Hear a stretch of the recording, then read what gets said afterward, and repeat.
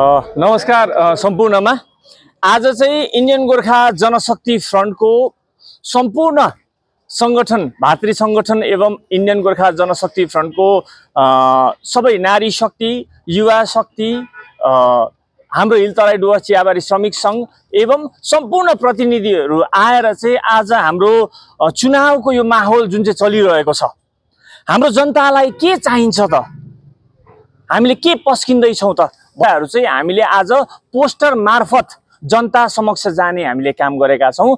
हामीलाई अहिले चाहिएको छ इन्डियन गोर्खा जनशक्ति फ्रन्टलाई मात्रै हैन सम्पूर्ण पहाड तराई डुवर्सलाई के चाहिएको छ भने परिवर्तन चाहिएको छ।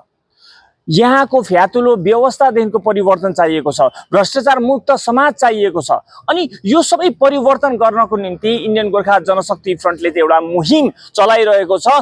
केवल चुनावको समयमा हैन, इन्डियन गोर्खा जनशक्ति फ्रन्ट जन्म भएको नै परिवर्तनको निम्ति हो।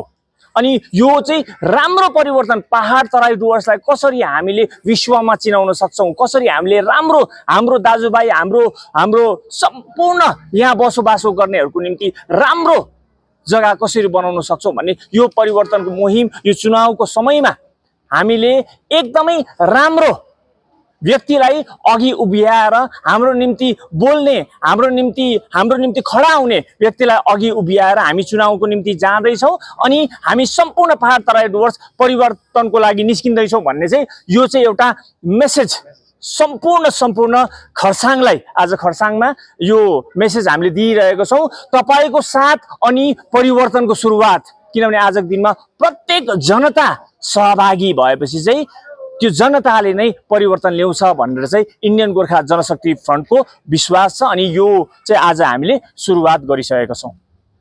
हजुर, यो त पहिलो खुड्किलो भयो है। हाम्रो चुनाव आउन अझै पनि समय छ।